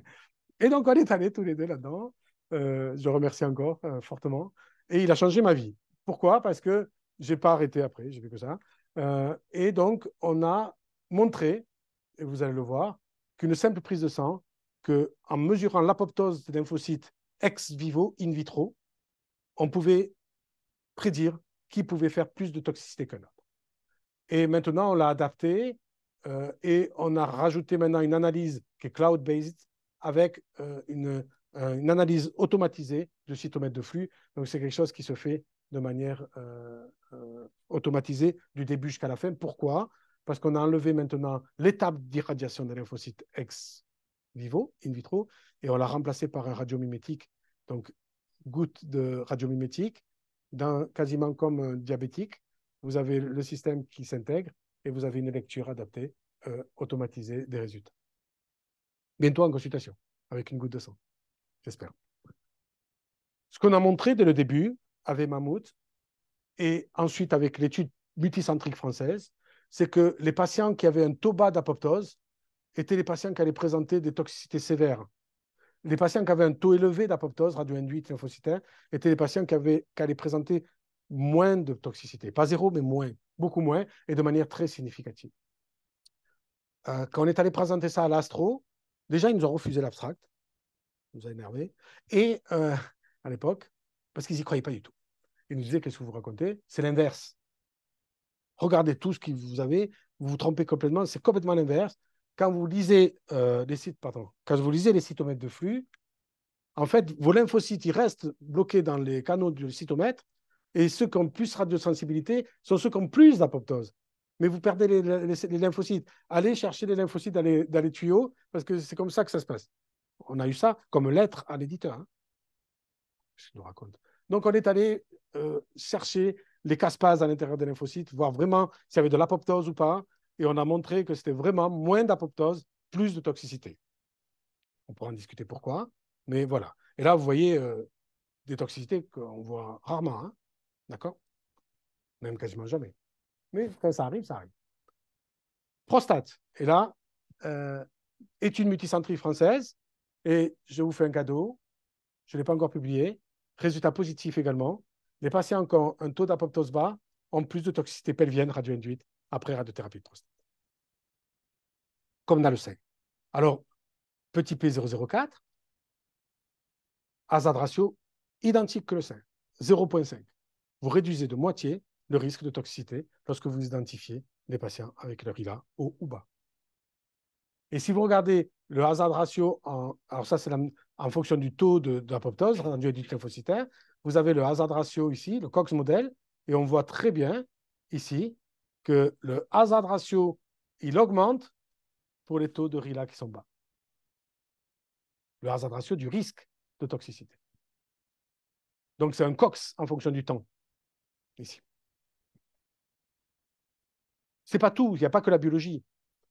Dans l'étude multicentrique pour le sein, vous avez le taux élevé d'apoptose, moins de toxicité, réduction de 55%. Des patients qui n'ont pas d'hormonothérapie, moins de toxicité, indépendant. Et les patients qui ne sont pas fumeurs, moins de toxicité, pas fumeuses. Les trois critères sont indépendants. Donc, si vous avez un taux bas d'apoptose, une hormonothérapie adjuvante et qu'elle fume, vous allez tout droit vers une complication potentielle. En tout cas, c'est ces patients-là qui ont présenté dans les études des complications. Et lorsqu'on regarde également l'AUC avec le COX en fonction du temps, vous avez un AUC à 0,72 lorsque vous intégrez le multiparamétrique. Il n'y a pas que la biologie, mais il y a aussi les cofacteurs. Et la prostate, c'est pareil. Un taux élevé d'apoptose, moins de toxicité. Et les patients qui ont une symptomatologie initiale, urinaire, vont également avoir une aggravation x2 du risque de toxicité et de manière indépendante avec le taux de RILA. Donc, c'est un modèle extrêmement intéressant. Quand vous avez un patient qui hésite avec la radiothérapie, s'il a très peu de symptômes ou pas du tout, et s'il a un taux très élevé de RILA, on peut l'entraîner vers la radiothérapie de manière beaucoup plus confortable. Si un patient il se lève 6 fois la nuit et qu'il a 14% ou 12% d'apoptose, il faut lui dire, attendez, là, il faut vraiment qu'on discute, parce que là, on a un vrai conseil de chirurgie prostatique à faire.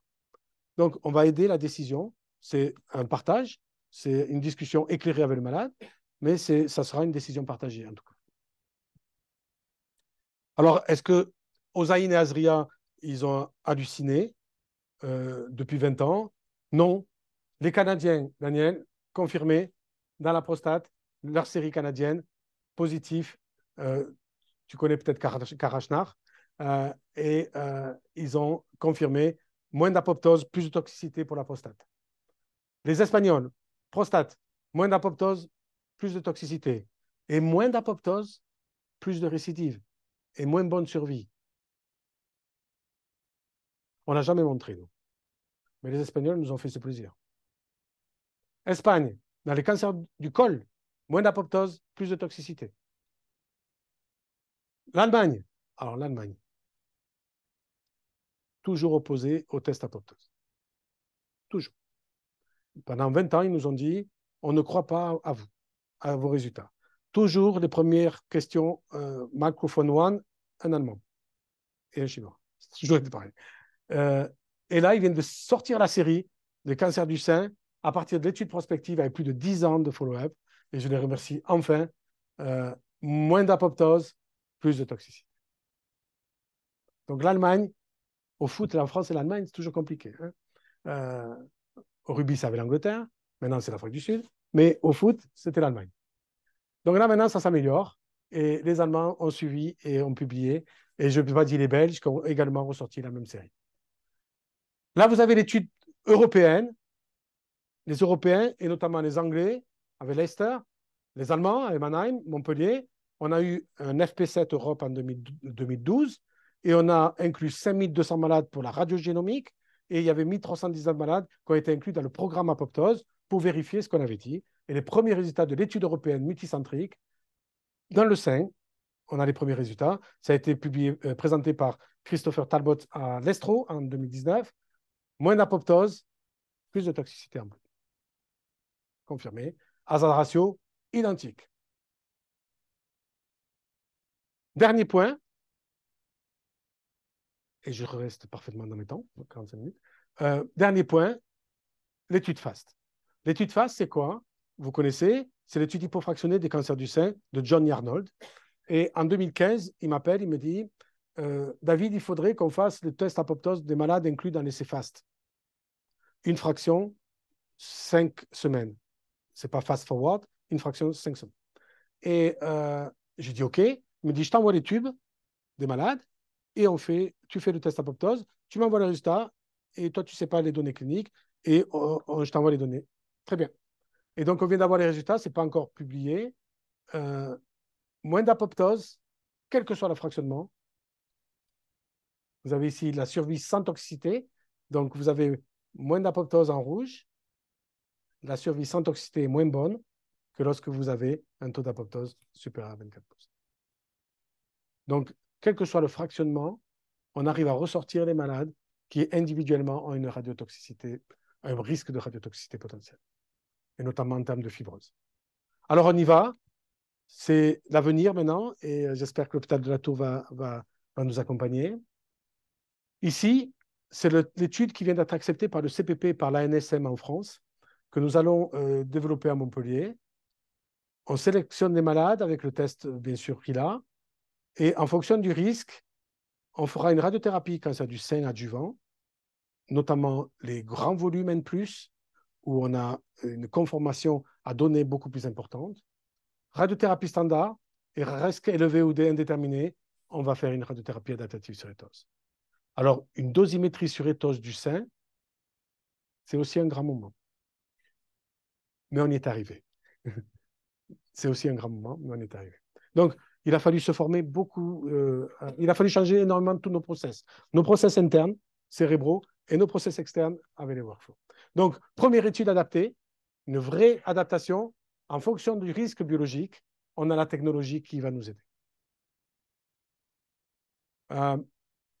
Dernier point, l'étude du groupe du sarcome en France a voulu tester le RILA, le test apoptose, chez la grande population de sarcome radio-induit. Notamment, dans cette population, vous avez 60% d'angiosarcome du sein. Faible apoptose, plus de risque de sarcome radio-induit. C'est pas moi, j'y suis pas, enfin, voilà. Hein. Donc, c'est quand même incroyable. Et probablement qu'on a un continuum entre une toxicité qui s'installe, chronique, et on est en train de montrer qu'il y a des facteurs comme le TNF-alpha qui est sécrété à faible taux au fur et à mesure de votre surveillance du temps, à un stade subclinique de la patiente, qui à un moment va entraîner un mécanisme inflammatoire et va entraîner des mécanismes procarcinogènes, notamment des angiosarcomes. Dernier point, et là, on va aussi proposer à David et à Ambroise de participer, c'est tous les malades vont rentrer dans un programme à Montpellier à partir de janvier. On a déposé le dossier. Tous les malades qui ont un cancer du sein, qui ont été opérés, vont rentrer dans le service. Elles vont avoir un test apoptose. Elles vont avoir une évaluation du risque de récidive et du risque de toxicité. Donc, on va faire une approche matricielle du risque. Et en fonction du risque qui soit faible, alors là, je vous donne cohorte A, faible risque de récidive, petite tumeur, grade 1, HR2 négative, et faible risque de toxicité avec le test, on va leur proposer facilement un hypofrac. Et vous avez tous les possibilités matricielles, faible risque de récidive au risque de toxicité, faible risque de toxicité au risque de récidive, etc. Et le pire en rouge, alors les couleurs ne sont pas anodines, vous avez le vert et le rouge, et le orange intermédiaire, et le rouge, c'est le pire, au risque de récidive, au risque de toxicité. Et là, nous allons proposer l'inclusion dans l'essai adaptif. Alors, pour conclure, la radiothérapie adaptative est clairement l'avenir. Hein. Donc, vous avez vu les limites. Hein. Je ne suis pas là pour vous faire, pour vous dire n'importe quoi.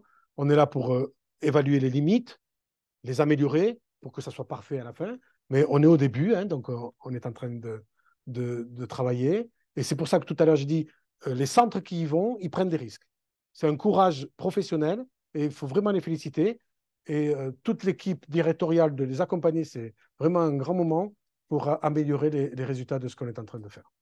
Une interaction qui est plus forte avec les MERM, et on est en train de proposer une coopération interprofessionnelle avec les manipulateurs, nous, en France, et de créer un nouveau diplôme de manipulateur de pratique avancée. Vous connaissez les infirmières de pratique avancée, les IPA. On a essayé de créer, nous, les MPA, pas NPA, les MPA, vous voyez ce que je veux dire, les manipulateurs de pratique avancée, qui vont être formés et qui, globalement, vont diminuer le besoin de présence des médecins sur la machine au fur et à mesure, et de les appeler que s'il y a un vrai problème. Mais ça, c'est une expertise et un diplôme qu'il faut reconnaître et qui va être aussi très stimulante pour la profession de manip. Donc, la sélection des patients est majeure et nous devons donner le retour d'expérience aux autorités pour avoir un remboursement adéquat, parce que ça va coûter cher pour les établissements. Mais si on arrive à donner une bonne expérience et de donner la pertinence clinique, l'apport positif pour les malades, je crois qu'on aura gagné. Et clairement, la biologie va nous aider à développer notre technologie. Voilà, je vous remercie de votre attention.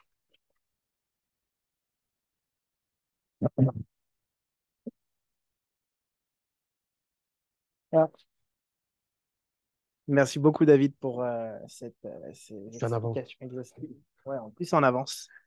Je ne sais pas s'il y a des questions dans la salle. Je vous ai assommé, je suis désolé. Mais en tout cas, c'est une excellente idée, ce diplôme-là. On en discute justement à l'HEDS à Genève pour justement faire remonter notre début d'expérience pour la formation des futurs TRM, on appelle ça TRM. Oui. Voilà, non, mais voilà. En tout cas, merci beaucoup. beaucoup. C'est très important. Oui. Merci beaucoup, professeur. Juste un petit retour quand même assez rapide sur notre expérience à l'hôpital de la Tour. Vous avez dit on a fait donc 6 patients et aujourd'hui on est pour quantifier avec la prostate seule, c'est la première localisation que nous avons choisie, entre 20 et 25 minutes parce qu'il y a vraiment une organisation avec les médecins, les physiciens, mais ça a été très long en termes de formation.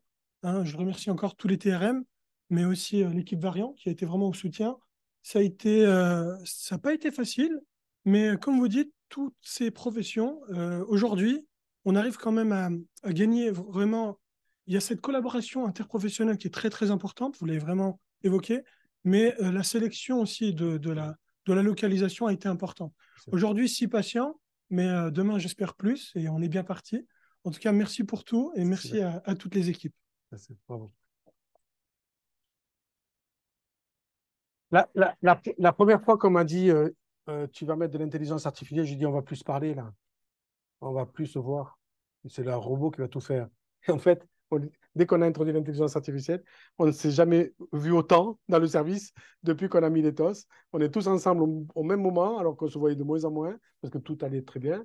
Et donc finalement, je préfère dire intelligence humaine augmentée, parce que ça nous aide, mais ça ne nous remplacera pas, j'espère.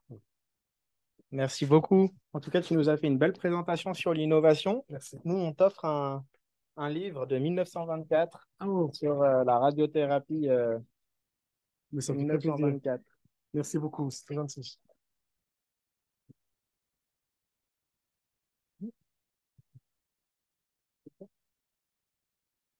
Tu as une liste. Comment on la voit?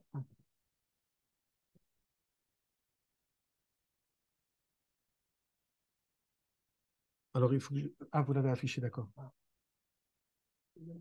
Et alors, en ce qui concerne la personnalisation du traitement en radio-oncologie, quel rôle attribuez-vous aux applications d'engagement des patients que les patients atteints de cancer peuvent utiliser pour gérer en temps réel les symptômes liés au traitement? Waouh. C'est une très bonne question. C'est une très bonne question parce que, clairement, quand on présente cette technique aux malades, ils sont ravis, ils savent qu'on va encore mieux faire attention à eux, donc ils y vont sans problème, en disant, mais bien sûr. Donc, très compliqué de randomiser, hein, au fait. Hein. Très compliqué de randomiser une étude adaptative en disant, là, on va faire comme d'habitude, et là, on va tout faire tous les jours différemment. Bon, il va dire, mais faites ça, moi, je ne veux pas, là. Donc, ce n'est pas facile. En plus, rajouter ça, c'est quoi? C'est rajouter ce que ressent le patient en temps réel dans la modification de l'adaptatif. Je ne sais pas. Je ne sais pas. Après, la question, elle voulait peut-être dire d'adapter les soins de support comme crémer davantage, faire des adaptations de protocoles de photobiomodulation. Oui, mais photobiomodulation en prostate, je ne sais pas ce que tu vas faire. Ah non, prostate, non. Ouais. Mais pour le sein, en tout cas. Pour le sein, probablement, pour l'ORL, peut-être. Mais que le patient nous guide, hein, clairement, mais on le voit. Le gros avantage en plus de l'adaptatif, c'est qu'au lieu d'avoir une séance de révision par semaine, on l'a tous les jours. Donc, quand le patient te dit au bout de 5 semaines, je ne sens rien, tu te dis, mais il y a un truc, c'est incroyable. Quand vraiment on arrive à protéger, ça se passe très bien. Si le patient, au bout de 3 jours, alors qu'on adapte très très bien, il te dit, je ne suis pas bien, j'ai des symptômes qui te font penser un peu à ce que tu as présenté Daniel en 1950, là, tu peux t'arrêter en disant, il y a un problème avec l'adaptatif. Donc oui, on le gère, mais dans la consultation quotidienne avec le malade de l'adaptatif, clairement. Et ça va être très important. Très bien. En tout cas, voilà. Merci, en Donc, tout cas. Novagré sera disponible donc, à la tour d'ici 1 à 2 semaines. Voilà, donc ça, c'est l'annonce. Voilà. En tout cas, vraiment, merci à tous de votre participation. Merci également aux nombreux personnes qui nous ont suivis via Zoom. Et donc, du coup, pour les personnes en présentiel, donc là, on va faire la visite du service par groupe de 10 personnes. D'accord? Il y a un petit cocktail dehors. N'oubliez pas également les attestations pour vos crédits qui sont sur la table. Et puis, pour ceux qui sont venus en voiture, vous pouvez valider vos tickets de parking à l'accueil du B2. Merci à tous.